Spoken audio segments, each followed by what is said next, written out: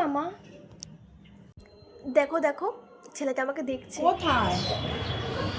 আরে এক্ষুনি দেখছিল, আর দেখছে না। মায়ের হাত ধরে হাঁটলে কোনো ছেলেই তাকাবে না। যা আগে আগে হাঁট।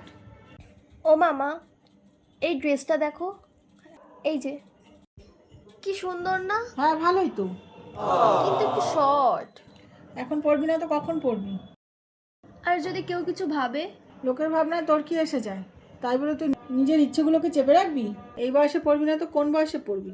শর্ট হয়েছে তো কি হয়েছে, একটু স্মার্ট হতে শেখ। তাহলে অর্ডার করে দিই। হ্যাঁ,